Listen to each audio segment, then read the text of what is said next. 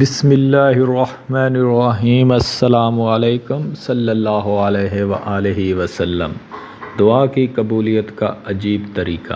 پچھلے دنوں Ras Al Khaimah جانا ہوا تو رستے میں ایک چھوٹی سی مسجد میں نماز کے لیے رکا۔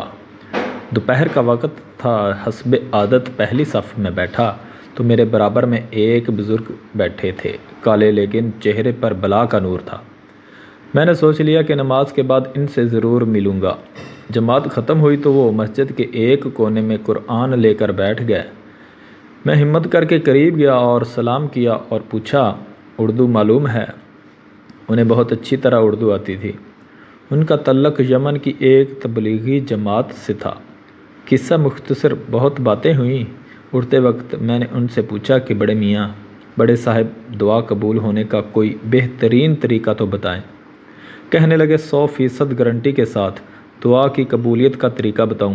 میرے رونگٹے کھڑے ہو گئے۔ کہنے لگے، اللہ تعالیٰ رد ہی نہیں کرتا۔ میں نے بے چین ہو کر کہا، جی بسم اللہ۔ کہنے لگے، میاں ہر نماز میں سب سے پہلے اپنے ماں باپ کے لیے دعا مانگو، چاہے وہ زندہ ہوں یا مردہ، کیونکہ اللہ کے پاس تمہارے لیے ان کی دعائیں تب سے جمع ہو رہی ہوتی ہیں جب سے تم پیدا ہوئے ہو۔ کہنے لگے، یہ عمل آج سے ہی کر کے دیکھو۔ سراب دیکھا ہے نا، جیسے جیسے اس کے قریب جاؤ وہ مٹتا جاتا ہے۔ دعا کے اس عمل سے تمہاری زندگی سے پریشانیاں اسی سراب کی طرح مٹتی جائیں گی انشاءاللہ۔